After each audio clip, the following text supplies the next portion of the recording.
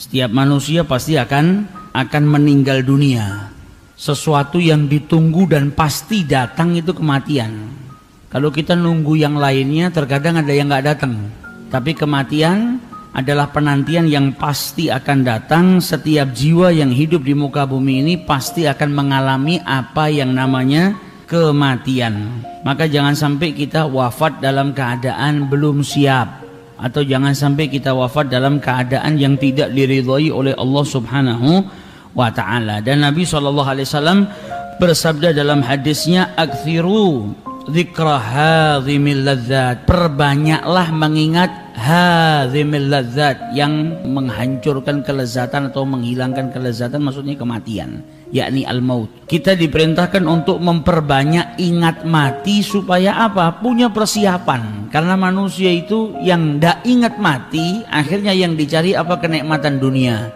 Akhirnya nggak punya persiapan untuk kehidupan yang lebih kekal, yang lebih abadi. Ingat, kalau kita hidup di dunia ini hanya sesaat, kelak kematian akan datang menjemput kita. Jangan sampai kita menjadi orang yang rugi, wafat dalam keadaan nggak punya apa-apa, wafat dalam keadaan belum punya bekal. Karena manusia pada hakikatnya dia hidup di muka bumi ini ka'abir sabil, seperti orang yang cuma lewat.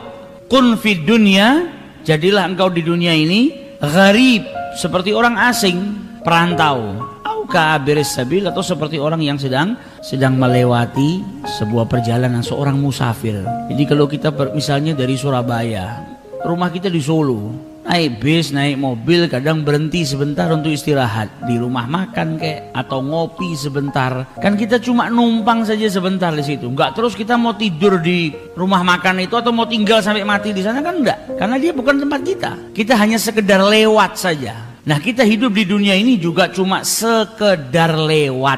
Kehidupan yang hakiki, yang kekal nanti di akhiratnya Allah Subhanahu wa ta'ala. Maka dari itu kita diperintahkan untuk banyak-banyak mengingat kematian.